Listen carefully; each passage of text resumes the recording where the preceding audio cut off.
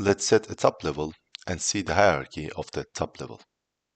Here, under Design, all folders and files are visible.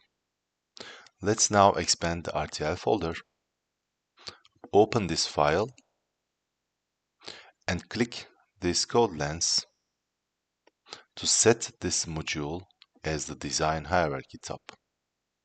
Let's click, and the Design Hierarchy view is populated. In this view, you can see the whole hierarchy of the design. You can use the hierarchy view to navigate to the instantiation locations within the Design Hierarchy tab. But you can also use it to navigate to certain locations in corresponding files.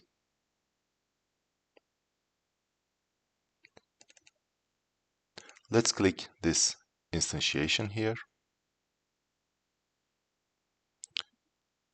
and navigate to the corresponding location in the code. You can hover over the name of this module and select Find All References, or you can simply right-click and select Find All References. Once you click, you can see the list of all references to that object listed here, file by file. You can also click these items here to navigate to the corresponding location in the code. You can also jump to a definition of a module by using the Go to Definition action. Let's use the hierarchy view again to go to this instantiation. You can hover the mouse cursor over the module name and select Go to Definition.